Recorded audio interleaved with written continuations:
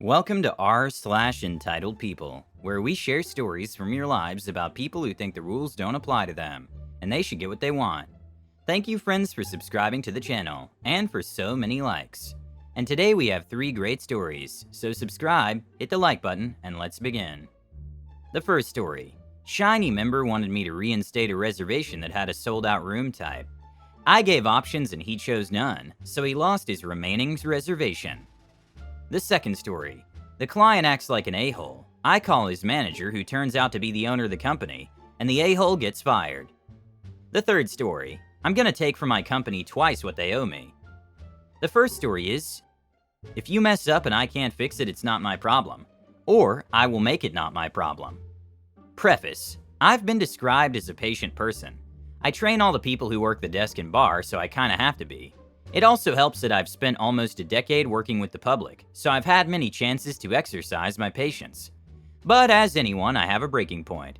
After that point, IDGAF about who you are or what you're trying to solve. The answer is you're leaving. It seems like a normal Monday at an extended stay hotel centered around local business clientele. I get to greet the regulars coming in, play the gracious host, generally the stuff that makes me enjoy my job. I get a call from the super shiny member support desk about a member that has a reservation they want to change. Certainly, if I can, I will. I look up the confirmation and see they have 2 reservations under the confirmation number, 1 canceled. I can't immediately tell the room type of the canceled reservation, so I operate on the one that is still valid. They want the 2-bedroom suite, but booked a 2-queen suite with 1 bedroom for the last weekend of the summer, right when everyone is taking their final vacations and every hotel is full. I inform the support that I cannot change the room.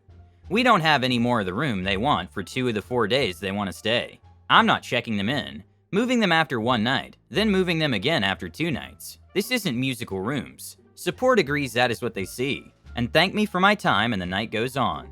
A few hours later I get another call, again from super shiny member support desk.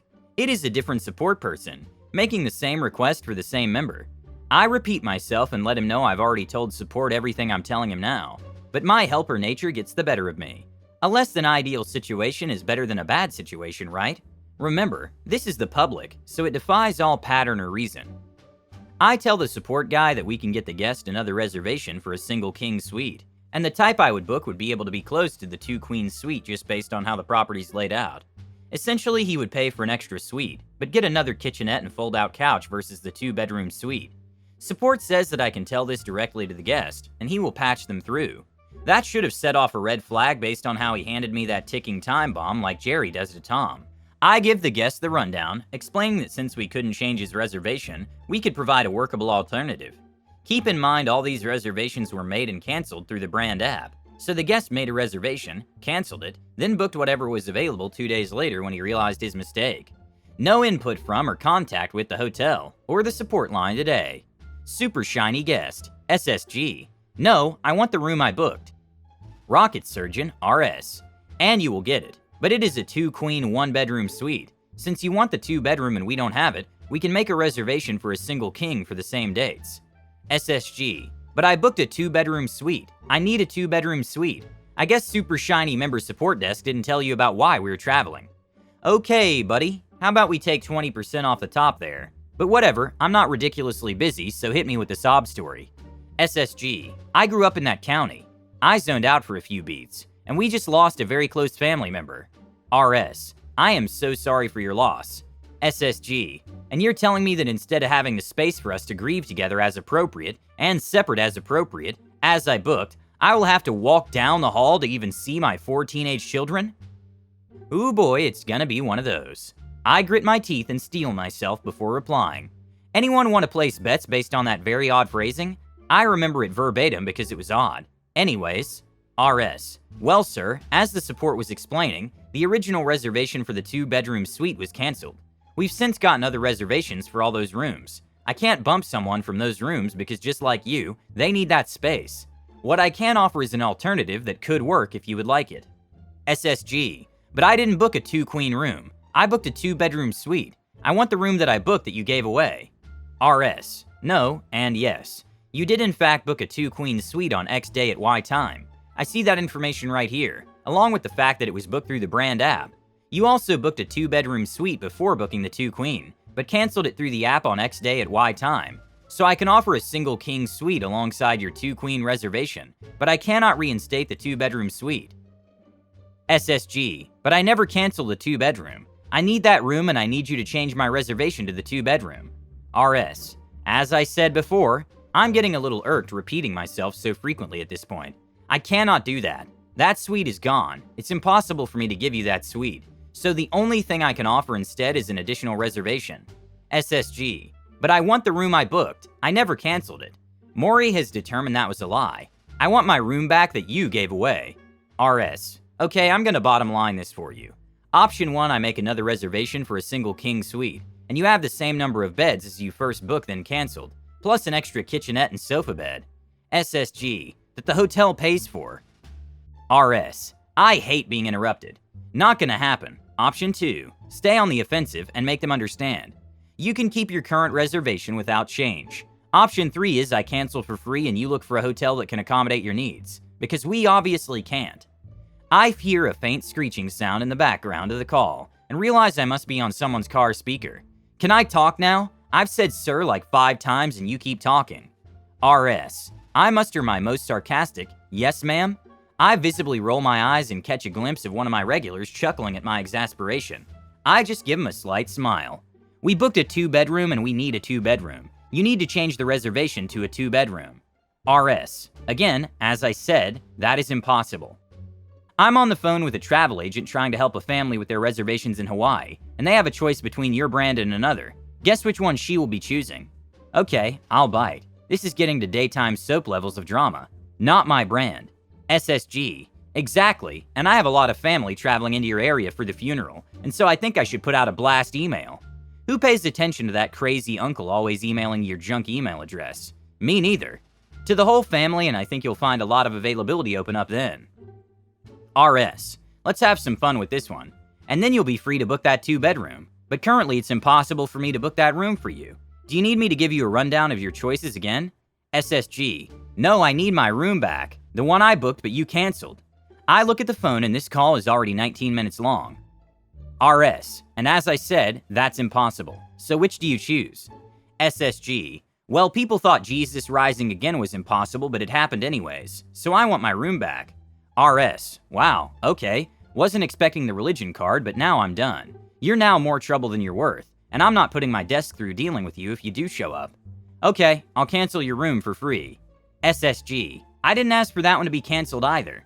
I finish up the cancellation, sending a confirmation email to SSG. RS, is there anything else I can do for you today? SSG, you can give me my room back. RS, alright, have a nice day. Click. I'm surprised the receiver didn't crack with how hard I slammed that phone.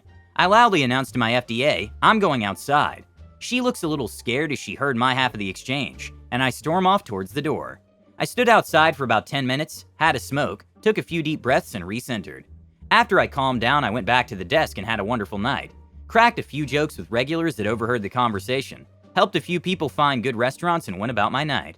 I will never see it all, but genuine surprises are rare. Getting pushed past my limit is a genuine surprise. You missed something too. She said I have to walk down the hallway to see my 4 teenage children, implying that the adults will be in one room and the children in another, which means no adult with the children, which is usually against hotel policy. So you might say, ma'am, you don't have to walk down the hallway at all, since the adult is required to stay in the room with the kids, so you can stay in the hallway with them. It would be interesting to hear what they would say to that. Also, if there's any way to override this glorious membership of theirs, like for every SH attitude towards employees and insolence multiplied by lies like this, the family loses the opportunity to be in this super shiny member. That would be very fair, and it would also be nice to let them know in person. The second story is, I got a guest fired from his job. At the time, most of the guests at our hotel were businessmen. The guys from this particular company had been staying at our hotel for a while, and I got along very well with a few of them, including the person I later found out was the owner. One evening, probably around 5 or 6, after my managers had left 3 guys from the company came down and wanted to buy beers and snacks. The first 2 guys, I sold them their beers and snacks, no problem. The third guy, I can't remember exactly what he said, but it made me mad, and I could tell he was already drunk, so I refused to sell him alcohol. In the state I live in, it's illegal to sell alcohol to intoxicated people, so I use that as my excuse. Well, he did not like this and he called me racist B and just started yelling at me. I told him to go back to his room, but he wasn't leaving. Luckily, his 2 coworkers were still in the lobby and took him out of the lobby. He went back to his room and it was over, so I thought. I got a call from his manager, who I knew, asking what happened. I guess one of his coworkers called and told him what had happened. I explained what happened and told him how he's not allowed in the lobby if he's going to be drunk and disrespectful. His manager apologized and said we'll get him on a new assignment, and he will be leaving later this week. He told me if anything else happens to call him. Alright, sounded good to me.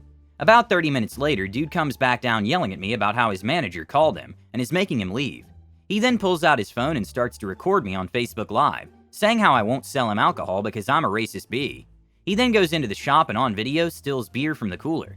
He tells me he's going to get me fired and just started screaming at me again. Unfortunately, his coworkers weren't in the lobby, so all I could do was tell him to go back to his room. He eventually went back to his room. I look up the guest reservation and called the number on file for the manager I had talked to earlier to tell him what happened. I called and got the voicemail for who I thought was his other manager. I knew him as well. I left a voicemail explaining what happened and he called me back almost immediately. He apologized, and since it was late, he couldn't get him a flight that night to leave, but he had a flight first thing in the morning. I then found out that this man was actually the owner of the company. A few days go by and I get a phone call, and it was from the HR team. I explained the situation and they apologized. I then got a call from their risk management team and they apologized. Next time I was at work, all the managers, owner, and employees came and apologized. The guy got fired, and every person in the company had to have a harassment and sexual harassment class. I'm sorry he was treated so badly, and I'm impressed with how the company handled it. Because, well, recording yourself committing theft and broadcasting it to the internet sounds awfully stupid. Just think what he can do at work when things don't go his way. The horror. He must have been pretty drunk if he didn't know what he was doing. I understand why he was fired, because it so tarnished the reputation of the company. Actions have consequences, and especially so for people representing an outside company. It's horrible. And the last story is about to sue my last employer. I used to work at a CBD store. It was the easiest job ever. I sat around and played video games all day for $15 an hour. It was easy, but dealing with the company was the worst I've ever dealt with. Paychecks were never on time. The CEO and COO did not know how to run a company in 2021 and acted like it was the 1960s. I dealt with all this because it was such an easy job and my boss was amazing. They laid me off in October and still haven't given me my last 2 paychecks, about $2,500 now. It's time to sue. I got busy with life and forgot about the checks till a few days ago. They now owe me $5,000 due to them being so late. OK has a law that adds 2% interest each day the last check is late. So now I'm filing a claim with the labor board and contacting a lawyer on Monday. This seems to be the kind of dish, revenge, that should be served cold. They must have forgotten and relaxed, but why sue now? Keep quiet and let that 2% a day accumulate, and there will be more and more money they owe you. Good luck to you, I'm sure you'll do well. Thank you for watching, don't forget to subscribe.